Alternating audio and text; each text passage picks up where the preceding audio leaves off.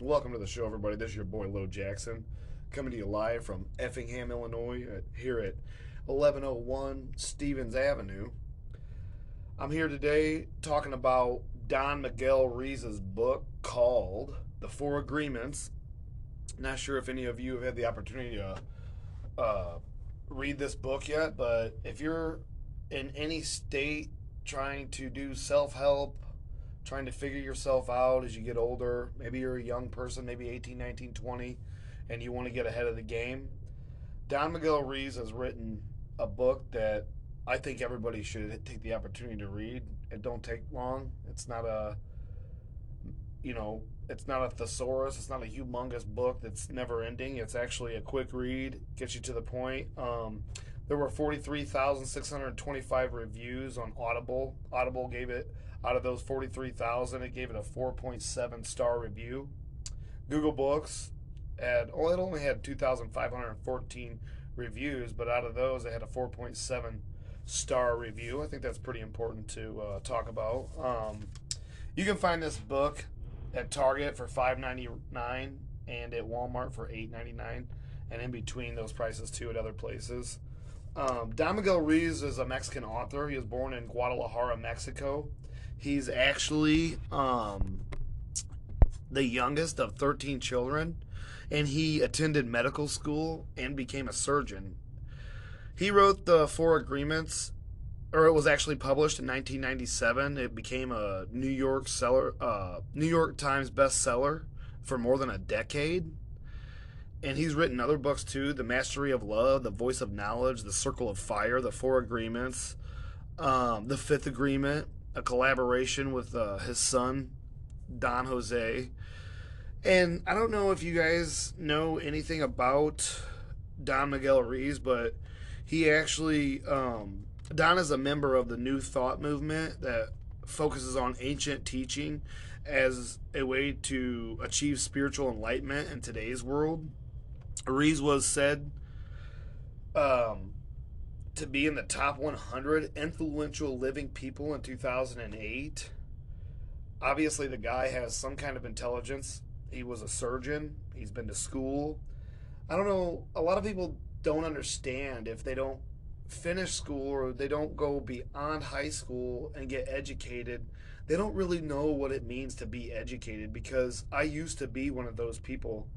For 10 years after high school, I just fell through life, job after job, or we're pretty much just working dead-end jobs and trying to raise two kids. And I finally decided that I don't want my kids to think poorly about me. So I went back to, I started studying for the GED, and I studied for a year straight before I decided to even try to take it, because I had to literally start at ground zero with math, because I had no idea how math was. I just thought it was boring and never made any sense until I got into the construction world after high school and realized that you have to know math. So, which I did brush up on all those skills in the trades world, and I became really, proficient with math. But, anyways, back to the Four Agreements. I'm sorry, you guys, I get sidetracked sometimes. I'm talking about Don Miguel Ruiz and the Four Agreements. It's a great book. It has a lot of great knowledge in there. Mr. Ruiz has written several other books throughout his life that I had named off earlier. He's very talented in the totelic ways. And I'm not sure if anybody here knows what the totelic ways really are. So I'm going to fill you in a little bit. Very talented in the totelic ways is Mr. Don Miguel Ruiz. The totelic culture dated back to 900 AD to 1521 AD, pre-Columbian Mesoamerican culture, ruled Totula, Hidalgo, Mexico. The Aztec culture, which, hey y'all, the Aztecs came after the Totelics. The Aztec culture later saw the Totelic people as their predecessors and saw them as the epitome of their civilization. And the Totelics were actually the ones that began the building of the Mayan pyramids, which they didn't begin the Mayan pyramids. They built their own structures that weren't pyramids, but they were huge, and they're still standing today. Um, the Four Agreements is a great read. It's a book that reveals the source of self-limiting beliefs that rob us of joy and creates endless destruction in our lives each and every single day in the world. Not just America, not just the Ukraine, not just China, but the whole world, everybody. And uh, the need for attention just becomes so strong. You know, it's something that Don talks about in this book a lot. Is the need for attention becomes so strong as a little kid, as a child. You know, hey, look at me, I'm here, everybody. That's how I was in school. Nobody ever paid me no mind growing up because, like Don Ruiz, I too was the youngest of 12 kids. So I know what it's like for the need for attention. And it becomes so strong that, come on, try to be a kid, the youngest of 13 kids. You think you're important? Yeah, you may be the baby and you may get treated a little bit better, but out of 13 kids, you ain't getting treated much. So throughout my life, I come from a large family. I got 17 nieces and nephews. I have really thought about how, you know, how women raise their children, how we become who we are, and how we have to fight for all these little attentions. But, you know, a mother, when she has more than two children, her love begins to spread thin. Think about that. And I don't know if any of you have ever heard that when a woman has two kids, she has the greatest kids ever. It's the best life ever. She has three. You meet another woman that has three kids, and she's miserable. She don't know what to do. She can't maintain because for some reason, and I've heard this too about people that have had four kids, that it becomes easier as you get the odd number or the even numbers. The odd numbers are the hard numbers to parent for some reason because you got pairs, and I don't know if that has to do with anything with our, you know, DNA makeup, our human minds, our evolution as a society. I don't know, but it's something to think about. And back to the Four Agreements. If we are not in agreement with something, it will not become a part of who we are. If we are not in agreement with something, it will not become a part of who we are. Whatever it may be, we will just forget it. Because we have formed what we agree with from our moms and dads, our aunts and uncles, and the intermediate people who raise us. The village that raises us are who we become alike. And everybody's learning this stuff now with the internet, but I loved when I heard Denzel Washington say, you know, you hang around you hang around five doctors, you're going to become the sixth doctor. You hang around five lawyers, you'll become the sixth lawyer. You hang around five losers, you'll become the sixth loser. And think about that. You know, if we're not in agreement with something, it will not become a part of us because it is not embedded in us to care, so we're not going to believe in something we don't care about. Our moral values were set in place long before we were ever born. We may not be old enough to know what we are agreeing with, but the only way to store a dream is to truly believe it. And this type of agreement is called faith, my friends. And a lot of these faiths are, you know, built around religious cultures and beliefs and have been passed down for generations upon generations. And we still, today, find peace in our faith. And there isn't a day that goes by in my morning routine that I don't wake up and thank God for my faith. Because if it wouldn't have been for my faith, I would have been dead a long time ago. Some surrender to a belief with our agreement, which this is called domestication. You know, and we raise our kids like we raise our animals. You know, I mean, obviously not a cat. They're a little bit more independent than our dogs. Now, our dogs, I always use dogs because everybody out there knows what it's like to see a dog or to see a human being love a dog, you know? And in reality, guys, I never knew what it was like to love a dog because I grew up very, very poor without anything. I mean, to have a dog would have been another mouth to feed, and my people could not handle another mouth to feed because they could barely feed themselves. And that was back in the 80s. That wasn't that long ago. So, when I talk about domestication, and I've said this in other podcasts too because it came from this book, obviously. At 3 and 4 years old, we form our fight and flight habits, or our behaviors. And at 3 and 4 years old, we are so free inside of ourselves. I mean, there is nothing a 3 and 4 year old will not tell you truthfully and honestly. You have no idea until you sit down with a 3 and 4 year old, question them about something, and they flat out tell you everything that they believe in because it's pure, genuine, godly truth. And they have not been domesticated. Some surrender to a belief with our agreement, which this is called domestication. Remember, when you surrender to a belief with our agreement, because we have to agree to surrender to that belief, which, and in return, we get domesticized.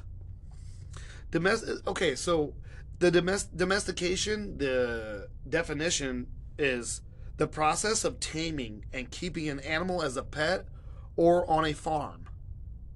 Our faith system controls our beliefs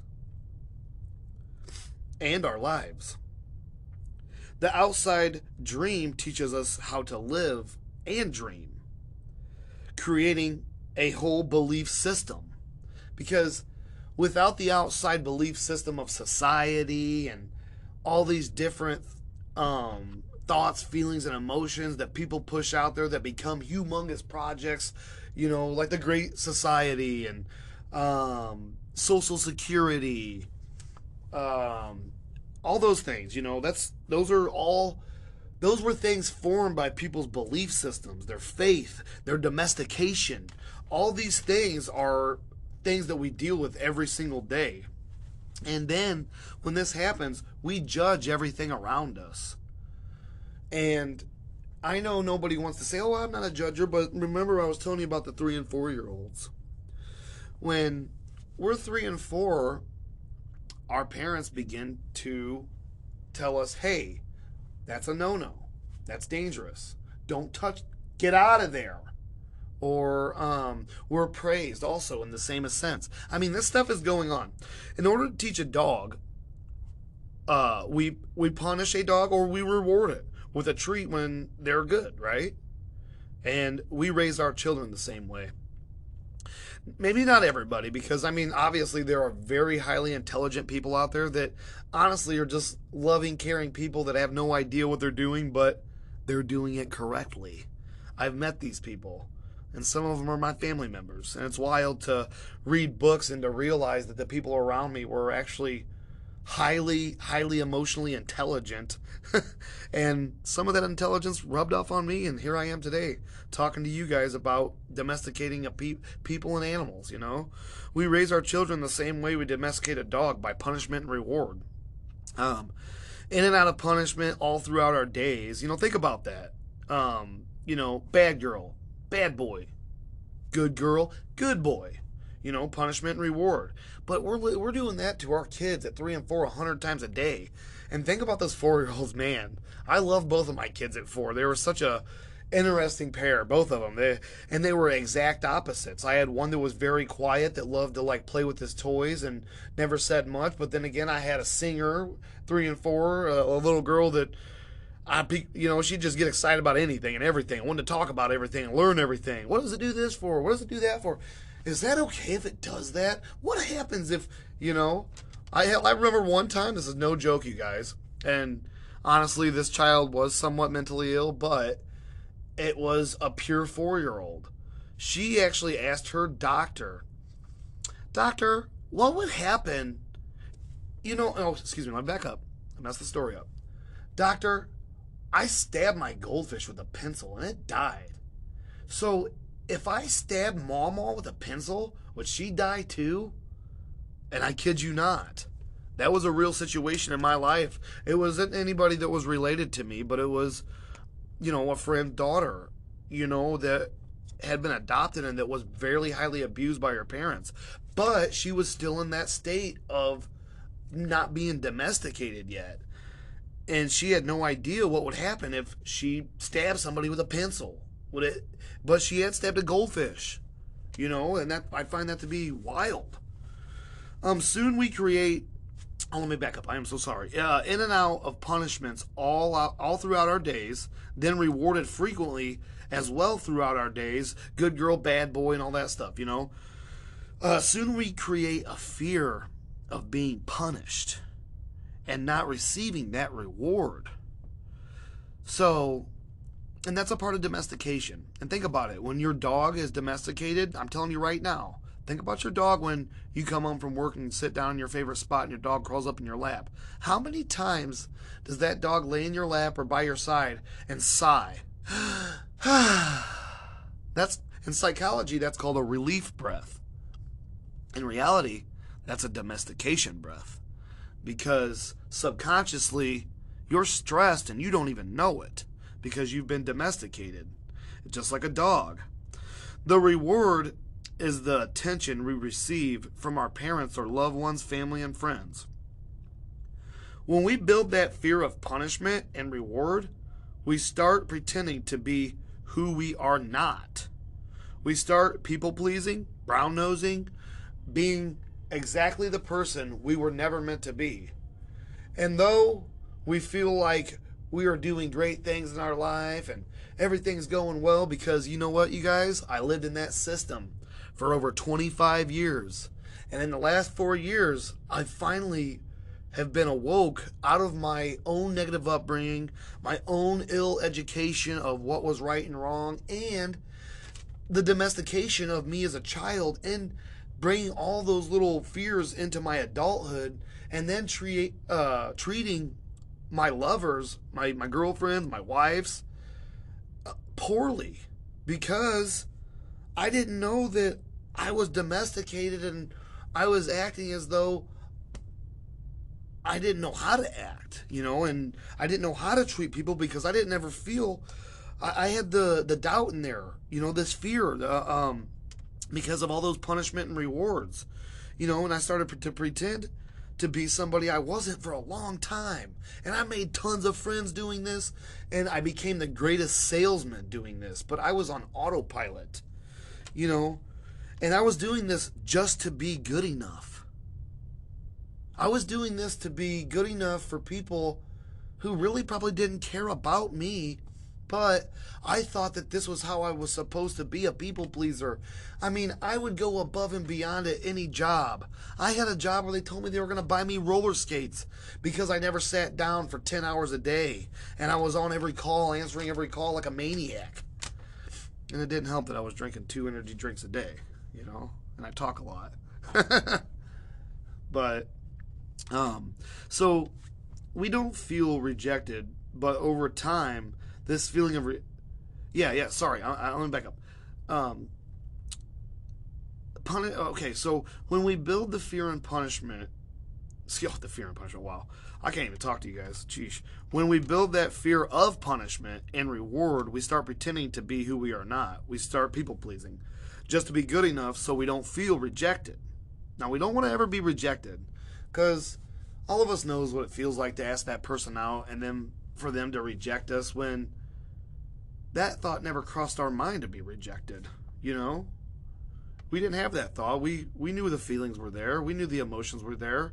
And most of the time people don't venture out to ask another person, something that is intimate unless they have those thoughts that they feel the same way about them. But it's a rejection, and oh man. But over time, this feeling of rejection, day in and day out, becomes the fear of not being good enough. So we become a copy of mommy's beliefs, daddy's beliefs, grandma and grandpa's beliefs, society's beliefs, religious beliefs, and then we become exactly who we are not. And in life, that's what we've been doing, being exactly who we are not. And I know this because I do this every single day. I catch myself here lately. After I read Don Miguel Ruiz's book, I'm telling you, the four agreements will change your life. And I don't read books unless they're mind changing, heart altering, breathtaking. Because I need every bit of knowledge about my world that I was brought up in, that now I have unhinged all these different negative upbringing traits in my life, and I have worked my way back to 3 and 4 years old, and it's come to me, up to me that I have a lot of work to do. You know, Don Miguel's book, The Four Agreements. The first agreement is be impeccable with your word. Now, who enjoys a liar? Let me ask you that. Have you ever had somebody that just barefaced lied to you? I have. I've had my 14-year-old son barefaced lie to me so bad that it's actually, to this day, it's so hard to trust him, because it was something that I blatantly pulled him to the side about, spoke to him, and he blatantly went out there and disregarded anything I had to say or do and disrespected me and did it. Now, I have not always been impeccable with my word. I can honestly say that. Now, as a child, I did childlike things. Now, as a man, I put childlike things away because there's no place for those things in society in my life today. And I'm only as good as my word. And if I go back on my word when I give it to you, it says every single thing about my character, my being, my dreams, everything. And when he says be impeccable with your word, he means be impeccable beyond belief. Because in this lifetime, as a man and a woman, all we have is our word to each other. And when you're in a relationship and you're thinking that, damn, he looks so good, I could have him and my boyfriend or husband would never know. Oh yeah, they will. Because like any cancer will spread over time. Just give it time. And those little habits that we create will come back to get us at some point. So be impeccable with your word, as Don Ruiz suggests. No one's promised tomorrow, but if you're impeccable with your word, at least during the time you're on this earth, you have a reason that people are going to look to you for answers, look to you for leadership, guidance, belief, and understanding when hard times come, or good times for that matter. The second agreement, Don Ruiz writes in the four agreements, is don't take anything personally. Now, the generation that's coming up that was born after 1985, unfortunately, I'm worried about them on the second one. Because I'm watching the 20-year-olds, 18-year-olds of the world today, and they take everything personally. You know, I don't know what you guys know about technological, habits, technology habits. Most technology out there is to create bad habits for control. You know, the government knows where we're at all times. There's no doubt in my mind. All social media platforms were actually created in the beginning for social media, but quickly became a government ally. And that's why these companies like Meta, billions and billions of dollars, are they ever going to go under? Twitter, Snapchat, all these different little social places that you can get onto. Believe me, when people go to court, all these little messages that you think are secretive, they come out in courts. Oh, well, you committed this crime? Well, let me pull up your MySpace account. Bam, you're busted. Oh, you know. So, don't take anything personally. In this life, there's no room for taking other human beings' stuff personally. When you take it personally, there's something wrong inside of you, not that other person, because they're just speaking. And when you get all excitable and wild, and we all know people like that out there. Believe me, I used to be one of them. I'm no longer one of them. I took control. I've learned to meditate, calm myself. I know to go to breathing, focus on those lungs, focus how much air is going into them and going out of them. All those things are important because I'm not trying to take things personally, because I know if I take it personally, there's something wrong with me. It rubbed me wrong, or there's some kind of bias in my background that's creating my mental status to take that personal. The third agreement that Don Miguel Ruiz talks about in the 4 agreements is don't make assumptions. Sorry about that, you guys. I couldn't even read my own writing there for a second. Don't make assumptions. And I know that there are plenty of people in the world today who are assuming the worst about everything. And when you do that, all you're asking for is letdown. So you're putting expectations on something, thinking that you know best because you're assuming that everything's going to turn out in your favor. Not always the case. So Don Miguel Ruiz says, don't make assumptions, because when you make assumptions, you're going to wind up being a fool. And now, finally, for the 4th agreement, always do your best. And Don Miguel Ruiz talks that this one incorporates all the other 3. Always do your best. Always do your best when you wake up in the morning and make your bed. Always do your best when you head out to the day to go to work. You're working for a company. You might as well make them money, make yourself proud, do something great with your life. We all need to work. We all need our minds to be doing something each day to get us somewhere, to be more productive, you know. Idle hands are the devil's workshop, folks. And I never forget that. I think about that daily because I'm always trying to do my best, no matter what it may be. Whether it be my integrity, my love life, whatever it may be, I want to be the best at it. Whether it be my bank account, I want to be the best banker for myself.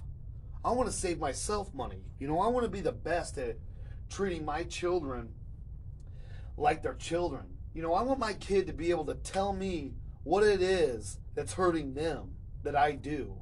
And a lot of parents can't do that because they're too busy with the world today. I mean, come on. There's so many parents out there that are so lucky to have a 3 and 4-year-old, and they got them planted in front of a gadget instead of spending 8 hours at night showing them the stars on the computer and the galaxies, or, you know, going over a project you're working on outside of the home with your company you work for, whatever it is, you know. Spending time with your kids is one of the greatest things that you can do. And I really truly believe that the 4 agreements is for parents, it's for business people, it's for moms and dads, it's for families to come closer. And it just gives you a great understanding. This book makes you feel. I'm telling you, you guys, when you read this and he talks about the stars in the sky, and wow, man, it's unreal. I'm telling you. This guy is a totelic guru. Like, he has studied the totelic ways for so long, and he also is a shamanist. Shamanism is a system of religious practice. Historically, it is often associated with indigenous and tribal societies and involves belief of the shamans with a connection to the other world. And they have the power to heal the sick, communicate with the spirits, and escort souls of the dead to the afterlife. And Don Ruiz, he is he's considered an expert, I believe, in the totelic ways and the shaman ways. And I mean, obviously, I told you earlier he belonged to. He's in the top 100 of that society that believes in the totelic ways and the shaman ways. And the Four Agreements, I'll give it 4 stars just for the fact it could have been a little bit longer. And I do think that there are some parts in there that at the end that kind of get a little bit too tedious, but that could just be me too. And I do think it's a great read. I mean, the beginning of it had me drawn in so fast, and I love books like that. The last 3 books I've read have done that to me, and I'm like, I don't know. It's the last 2 I read totally drew me in the whole time, and this was the first one I read that it drew me in, but towards the end I kind of got bored, and that could be my own personal life too, getting in the way, or my own biases in my head. So, you guys need to get out there and read it. This is just a little bit about the book. I'm not going to give it away, even though on one of my podcasts I gave a little too much away. But please, you guys, follow me. Support me. I want to keep doing this every week. I'm going to try to do more and more books. I'm trying to read 3 books a week. I usually pick 1 out of the 3 to do a review on. And leave me comments on Spotify. Tell me what you think. Follow me. This is your boy Lo Jackson coming to you live from Effingham tonight. I hope that you will go out and find the 4 Agreements. Like I said, it's $5.99 at Target, $8.99 at Walmart, and there's in between prices, but it ranges from $5.99 to $8.99, and it's a life-changing book too. I think that most people working on themselves and trying to become better with relationships, with a marriage, with your work life, co-workers, issues with co-workers, this book could be relevant to that. Even trying to understand your kids better, this book is totally all about self-help, behaviors, understanding, and obviously learning about the totelic people was awesome, you guys. That was one of my most favorite parts of doing this research, was reading about all the cool things that they've done, and I'd never heard about the totelics. I heard about the Aztecs, but not the totelic people. So thank you for listening, and thank you for supporting my podcast. Most of all, this is the Only You podcast, and only you can decide to pick up a book and read. Only you can decide to change the prodigium inside of your mind that's getting you on these tracks that you can't get out of, or these ruts to where we're in a depression for 2-3 months, 3 years, and now all of a sudden we're seeking professional help everywhere we look. The professional help used to be mom and dad. The professional help used to be an aunt and uncle. The professional help used to be grandpa and grandma. But now we've decided that, they were too biased and we don't believe what they believe, because it's weird how people just want to believe everybody outside of the home and never stay true to their morals or values in America. But that's something that needs to change inside of the American family home, and the 4 Agreements will help us do that if we read it and apply it. And that's the one thing about books. If you don't apply it, it doesn't matter. And I hope you guys will listen more. Tell me what you think. Leave some comments. Don't be afraid. If it's constructive criticism, then do it. Tell me I'm terrible. I don't care. I'm doing this for me, because I listen to my podcast also, you guys. So then I remember these books, and I'm like, oh yeah, I can incorporate that today. So everything you learn, try to incorporate something you learn every day from a book in your life. Pick something out, like, I can do that, But thank you for listening once again. Follow me. And also thank you to Anchor for my sponsorship. And I'm having a good time doing these podcasts and these book reviews. For all my fan base, thank you so much, and I hope it continues to grow. Spread me around, share my stuff. I really appreciate it. I know I'm not the greatest, but you guys, I am learning. I'm trying. And maybe I'm not the greatest speaker, and I know I lose my spot sometimes when I'm reading. Please, this is all live, so don't hate. I hope you enjoy your night, and I'll see you soon. Bye.